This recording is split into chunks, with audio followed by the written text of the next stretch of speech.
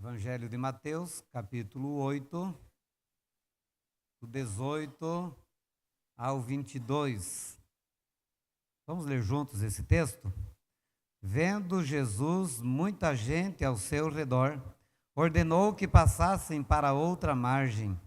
Então, aproximando-se dele um escriba, disse-lhe: Mestre, seguir-te-ei para onde quer que fores. Mas Jesus lhe respondeu: As raposas têm seus covis e as aves do céu ninhos, mas o Filho do Homem não tem onde reclinar a cabeça. E outro dos discípulos lhe disse: Senhor, permite-me ir primeiro sepultar meu pai. Replicou-lhe Jesus, segue-me e deixa aos mortos o sepultar os seus próprios mortos. Então é o desafio de seguir e de servir a Jesus. O grande desafio. Qual é o interesse nosso de ir após Jesus? De seguir a Jesus ou de servir a Jesus? Esse é o grande desafio que esse texto, então, nos apresenta. Nós não podemos ler um texto sem olhar, no caso dos evangelhos, sem olhar também nos sinóticos aí, para poder ver o que eles estão mostrando também. Porque há algumas frases, algumas coisas que um não registra, né, que não era o objetivo naquele momento, mas o outro deixa registrado. Então, um evangelho complementa o outro. Então, geralmente na Bíblia tem as referências embaixo do título. E você pode ir para o outro texto e ler esse mesmo assunto com alguns detalhes, geralmente com alguns detalhes diferentes aí. Então, à medida que o ministério de Jesus estava ampliando, a sua popularidade e a demanda também estavam crescendo. Se nós olharmos aí, a partir do capítulo 5, do início do capítulo 5, o texto começa a falar que Jesus era seguido por multidões. Então, muita gente seguia de Jesus de todos os lados. Para onde ele ia, juntavam, né, milhares de pessoas seguindo Jesus, indo após Jesus. E Jesus não desprezava, Jesus não deixava de atender a necessidade da maioria das pessoas. Jesus estava sempre pronto, ele se condoía, né? Ele olhava para a necessidade daquele povo e ele usava de misericórdia. Mas Jesus sempre procurava também fugir da multidão, porque o interesse da multidão era um, e Jesus tinha um propósito específico. Jesus tinha uma missão específica.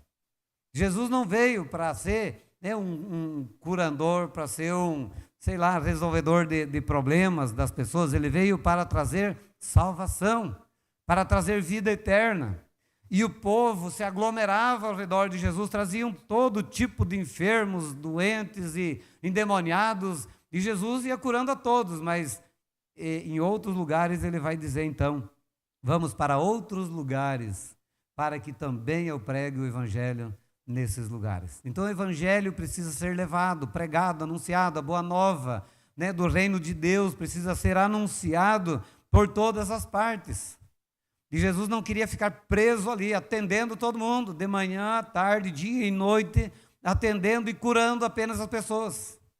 Eu sei que isso é bom, isso é necessário, é maravilhoso, mas de que adianta ganhar o mundo e perder a alma? De que adianta ter saúde e ir para o inferno?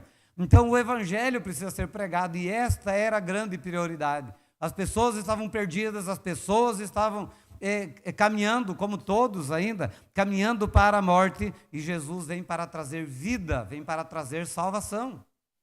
Então, veja que nós não podemos perder o foco, nós não podemos perder aquilo que é a prioridade das prioridades, que é a proclamação do evangelho, da graça salvadora em Cristo Jesus, para que então as pessoas possam compreender esse evangelho. Isso fica claro nesse texto, quando comparamos com Lucas, né, do segundo personagem aqui, que ao invés de ele se preocupar em sepultar os mortos, ele devia se preocupar em proclamar o reino de Deus, anunciar, promover o reino de Deus, as boas novas, anunciar o evangelho. Então ele vai colocar aqui qual que é, de fato, a prioridade para um discípulo de Cristo Jesus. Então no versículo 18, quando ele começa, diz aqui: vendo Jesus muita gente ao seu redor, ordenou que passassem para a outra margem. Preste atenção sempre quando você vai ler essa expressão, vendo Jesus, as multidões, as pessoas, as necessidades. Jesus vê, Jesus olha, Jesus conhece a nossa necessidade, a sua necessidade. Jesus está sempre observando, e Ele sabe o que nós precisamos, Ele sabe o que nós passamos, Ele está a par das nossas necessidades, mas há a prioridade no meio de tudo isso também. Mas é interessante pensar sobre isso. E Ele ordenou aqui, no caso, aos discípulos para passar para a outra margem, como a sequência do texto, ele vai dizer, a partir do versículo 23, quando os discípulos vão, e isso no domingo que vem nós vamos pensar um pouco mais sobre isso, muitas pessoas estão ao redor de Jesus por causa de milagres, mas os discípulos é que seguem, que atravessam tempestades, que enfrentam grandes desafios para servir a Cristo, e aqui Jesus faz esse desafio. Nesses dois personagens, Lucas apresenta um terceiro personagem aí. Então, Jesus não estava em busca de notoriedade. Jesus não estava em busca de popularidade, de fama, de prestígio entre os homens.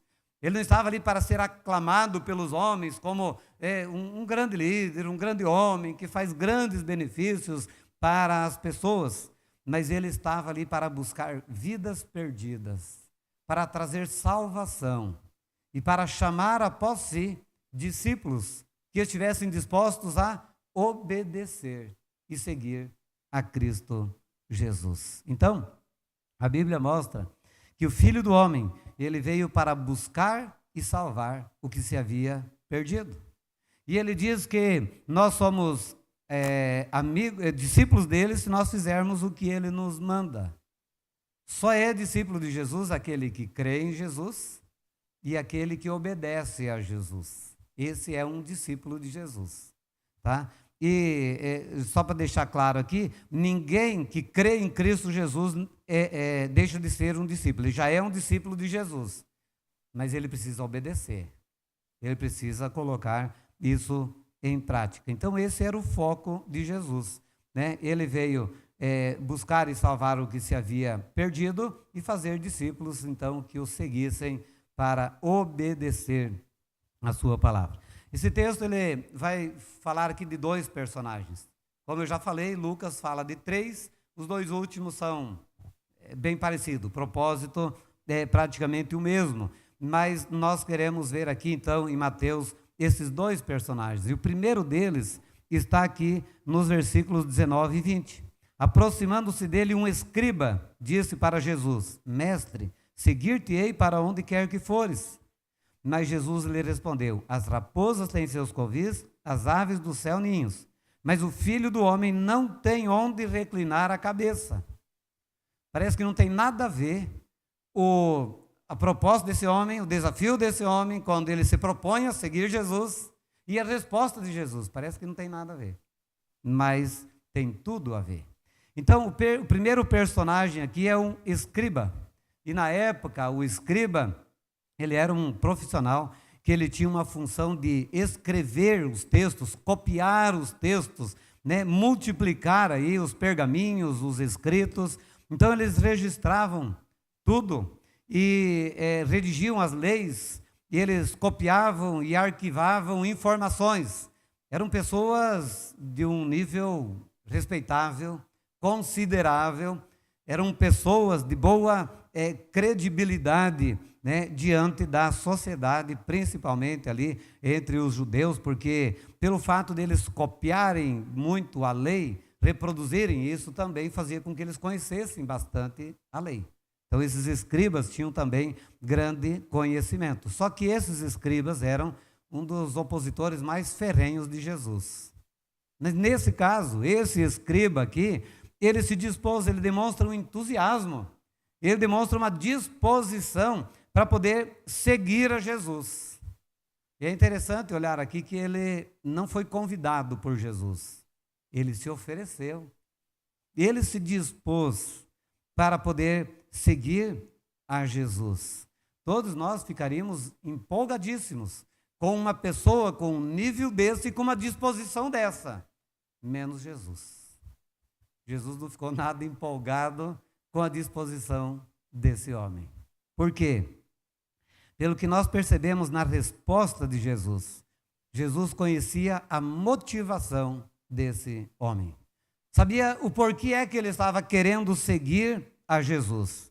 Esse homem poderia estar perdendo no momento um pouco da sua reputação.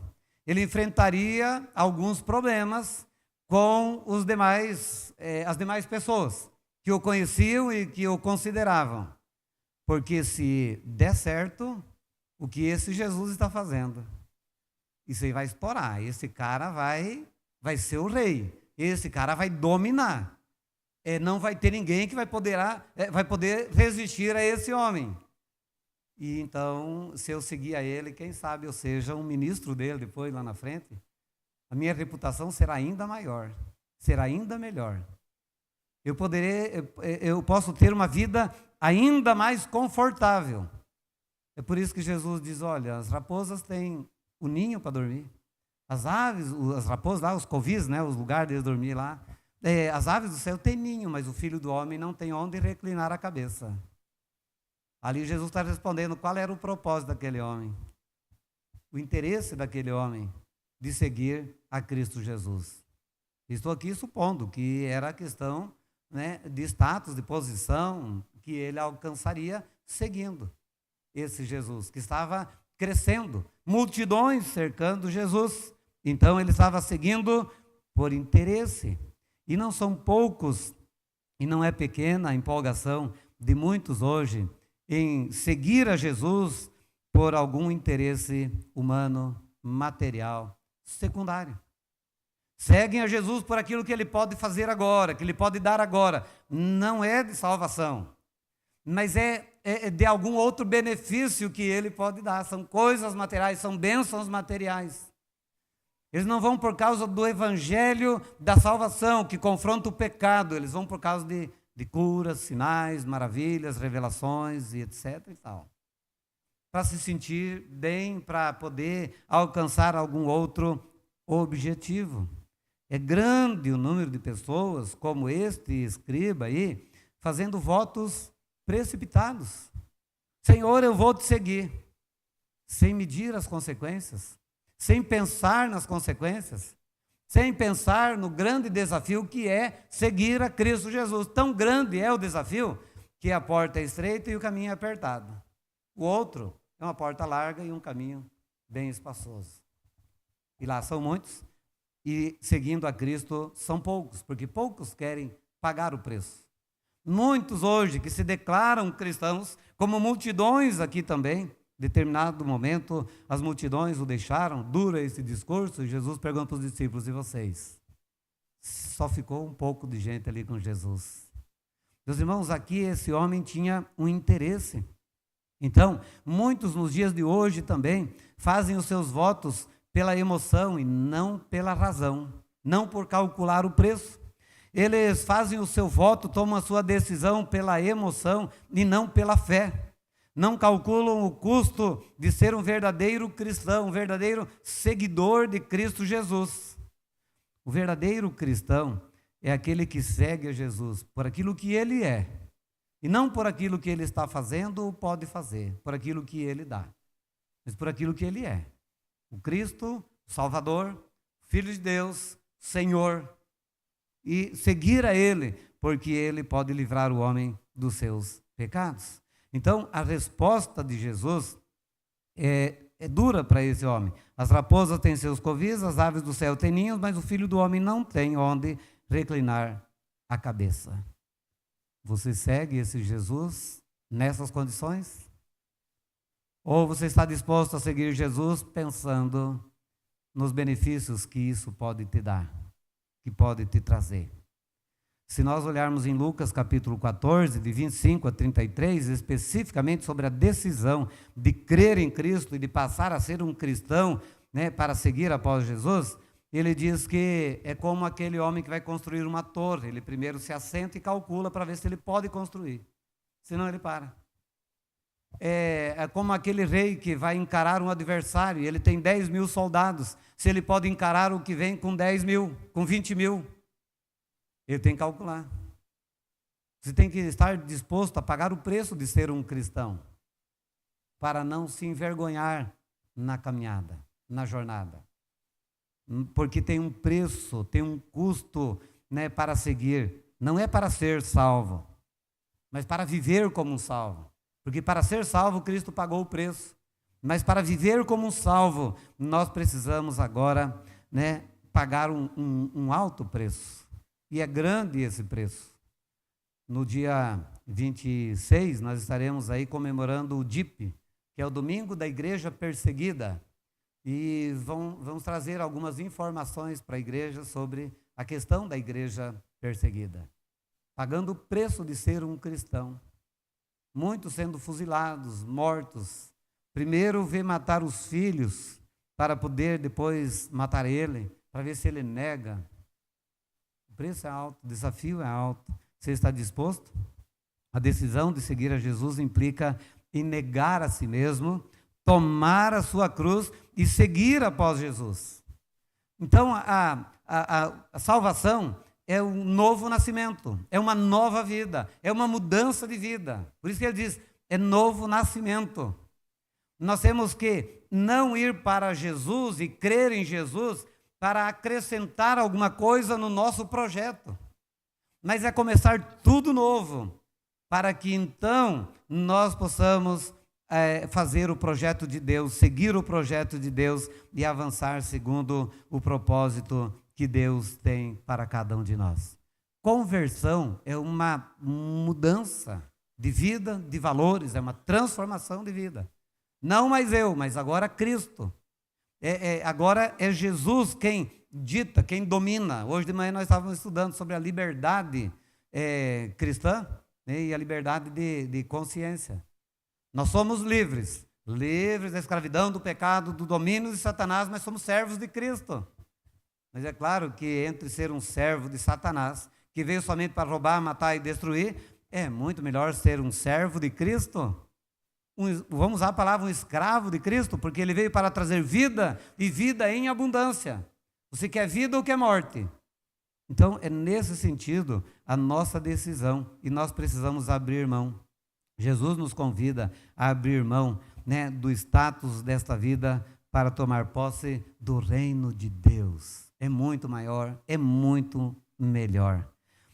Então isso é chamado de salvação, conversão.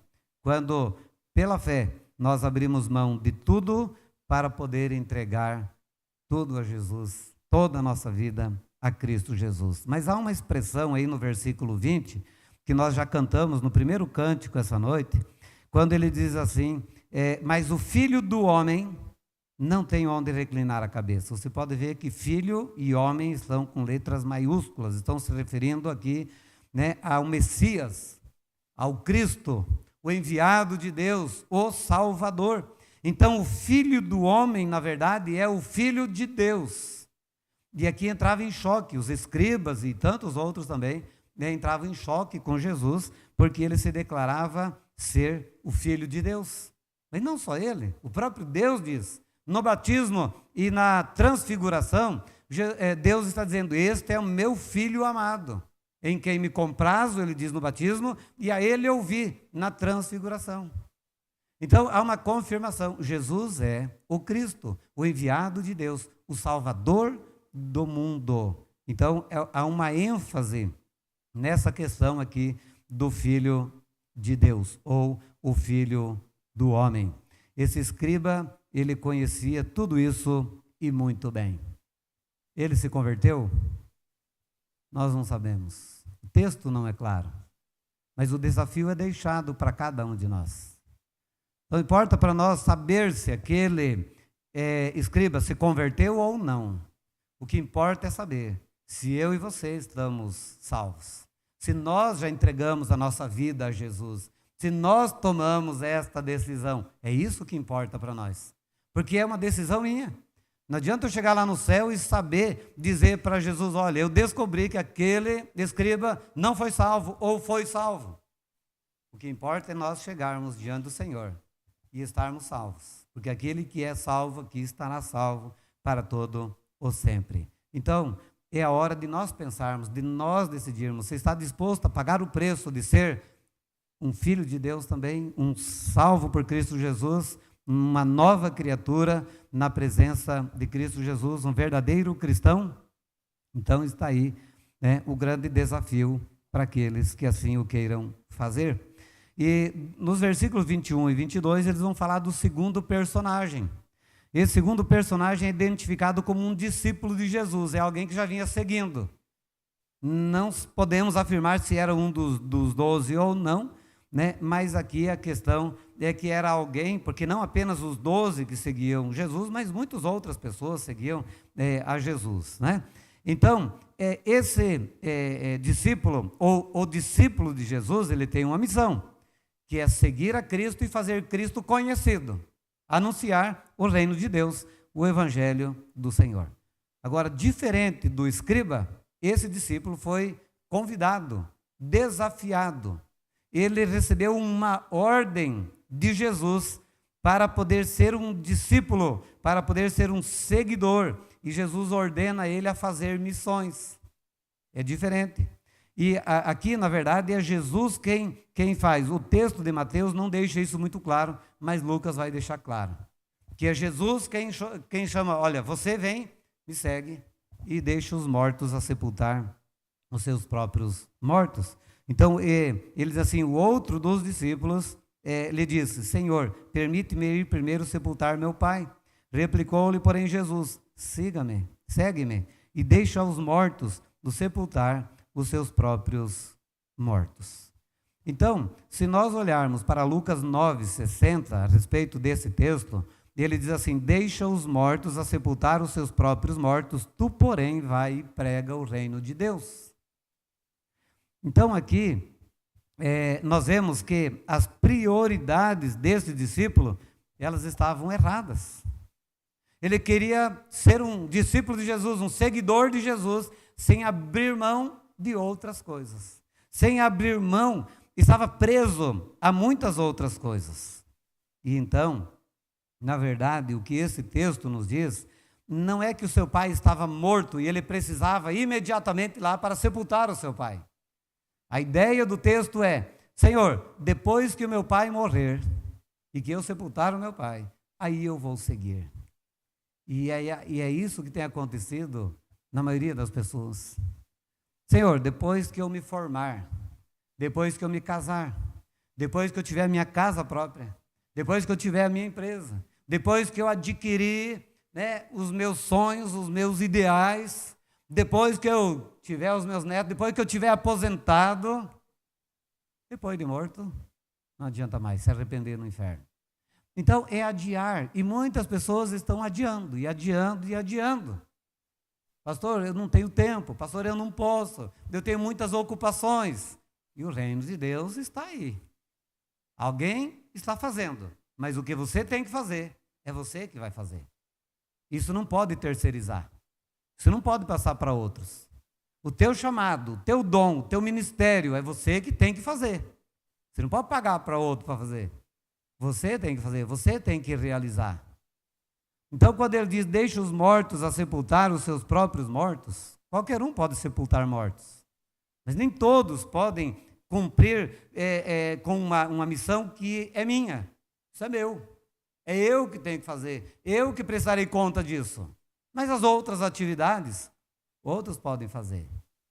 Então, nós precisamos olhar para o chamado que Deus nos tem dado. E quantas vezes nós estamos aí terceirizando, adiando, protelando, procrastinando, e nós não fazemos. Quando é que nós vamos fazer? E nós estamos aí sepultando mortos, fazendo coisas que vão ficar, ao invés de fazermos aquilo que vai permanecer. Lembra quando nós pregamos sobre a questão, não acumuleis tesouros para vós aqui, mas no céu? E nós continuamos acumulando aqui. Vocês viram no Rio Grande do Sul o que pode acontecer. da noite para o dia. Teve uma pessoa que falou assim, meu filho me ligou e falou, pai, saia daí porque a água vai chegar. Ele falou, nunca chegou. Meu pai morou aqui, meu avô morou aqui, nunca uma água chegou aqui, da onde que vai chegar aqui? E quando ele saiu para fora da porta, a água já estava vindo e ele não pôde tirar praticamente nada. Não pôde tirar. Perdeu tudo. E daí? Para quem será? Para quem ficou todas essas coisas? Os irmãos, o Senhor Jesus nos desafia a sermos seus discípulos. Essa é uma missão nossa de proclamar, de anunciar as boas novas de salvação, de proclamar o Evangelho de Cristo Jesus. Não coloque outras coisas como prioridades, a não ser, primeiramente, servir a Cristo, servir a Ele. As outras coisas serão acrescentadas. Os diplomas da parede vão ficar todos. Vão molhar, vão mofar, vão queimar, vão ser destruídos. Não vai entrar diploma no céu. E o que nós temos feito?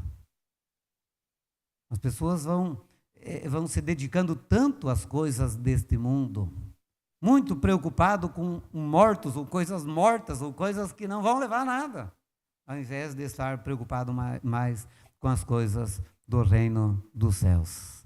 Um exemplo muito lindo que nós temos disso é o de Eliseu, que está lá em 1 Reis. Anote esse texto e depois você vai ler isso em casa. No capítulo 19 de 1 Reis, 19 a 21, ele vai falar ali do chamado de Eliseu, quando Elias o chamou. E há uma coisa interessante ali, talvez você possa dizer assim, mas há uma contradição aqui. Porque esse discípulo diz, deixa eu primeiro sepultar meu pai. Jesus diz, não, deixa os mortos sepultar os mortos, você vem e me segue. E prega o evangelho do reino. Mas aqui, Eliseu pediu para Elias, deixa primeiro me despedir dos de casa. E Eliseu foi. Elias deixou ele ir. Mas aqui Jesus não deixou o cara. Como é que Elias deixou? A finalidade, o propósito era outro. Aquele discípulo de Jesus ia voltar a esperar o pai dele, ia talvez se distanciar. Talvez nunca mais voltaria, porque sabe lá quanto tempo seu pai demoraria para morrer. Mas o propósito de Eliseu era ir para casa, sacrificar a sua junta de bois, pegar o arado, os apetrechos que ele tinha, ele cortou tudo aquilo e ele queimou, ofereceu em sacrifício a sua junta de boi ao Senhor, para se desprender de tudo aquilo que na hora da dificuldade poderia fazer ele voltar. Ele deixou tudo para trás para seguir a Deus e para obedecer a Deus. É por isso que Lucas vai dizer, quando ele fala do terceiro personagem, aquele que tem posto a mão no arado e olha para trás não é apto para o reino de Deus. Não fique preso às coisas do mundo. Não esteja preso a alguma coisa. Tem muitas pessoas que falam assim, não, deixa eu validar o meu diploma, porque se acontecer alguma coisa no ministério, eu vou dar aula, eu vou fazer não sei o quê. Está preso a alguma outra coisa. Se Deus te chamou para o ministério, siga o ministério. Ele é fiel, ele vai sustentar, ele vai conduzir. Ele é fiel e justo para levar até o final. Nenhuma desculpa justificará o nosso fracasso no discipulado de seguir e servir a Cristo Jesus. Estamos sendo nós obedientes ou estamos apresentando desculpas quanto ao chamado de Deus para servi-lo em seu reino? Então, ele conhece a intenção do coração de cada um de nós. Estamos apresentando desculpas? Estamos querendo resolver primeiro outras coisas? Jesus vai dizer também, buscar em primeiro lugar o reino de Deus, ou o seu reino, e a sua justiça, e as demais coisas vos serão acrescentadas. Não vamos inverter a ordem de prioridade, porque é a mesma coisa como nós lutar contra uma enchente daquela. Não adianta nada. Você pode colocar trator, você pode colocar tábua, pode fazer o que você quiser. Não vai conseguir segurar. Não adianta inverter as coisas de Deus e achar que vai dar certo. Não, Senhor, eu vou fazer desse jeito e no final, não. Então nós temos que seguir o plano estabelecido por Deus para o nosso próprio bem. Então, o que você deve fazer só poderá ser feito por você. no caso de obedecer o chamado de Deus para a salvação e também na ordem de Jesus para servir no seu reino. Então, no desafio de seguir e de servir a Cristo Jesus, esse texto mostra o erro de quem não pensa e toma uma decisão precipitada, como foi o caso do escriba. Não calculou o preço.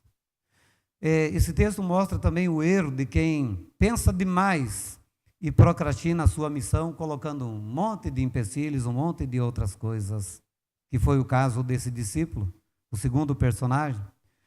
O erro de quem quer seguir Jesus por algum interesse, como escriba, ou o erro de quem tem outros interesses acima de Cristo, como foi esse discípulo. Então, esse texto nos desafia em duas direções. Primeiro, é o chamado para seguir a Jesus, para crer em Jesus e para entregar a sua vida a Jesus, recebendo-o como seu Salvador.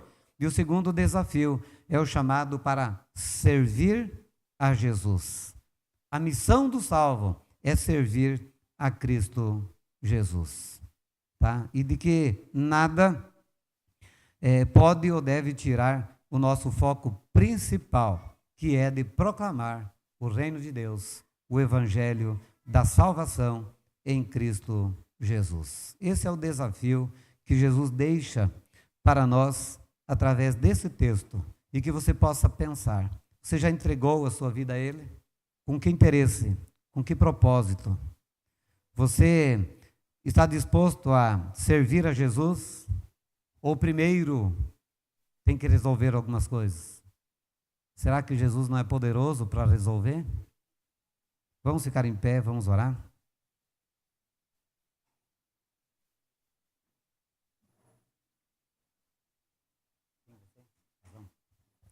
Senhor nosso Deus e Pai, em nome de Jesus, nós queremos agradecer o Senhor por esse momento maravilhoso em que passamos aqui com a Tua igreja, com o Teu povo, cultuando, adorando e servindo ao Senhor, porque só Tu és digno de receber, ó Deus, toda a honra, toda a glória, todo louvor, toda a adoração que parte das nossas vidas, das nossas mãos, dos nossos lábios.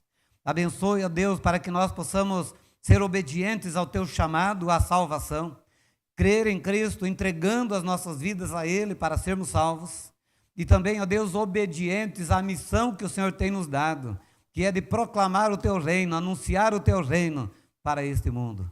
Tua palavra diz que aquele que tem posto a mão no arado não pode mais olhar para trás. Que cada um de nós possamos, ó Deus, tomar a decisão de obedecer ao Senhor firmemente, com esse propósito inabalável, custe o que custar.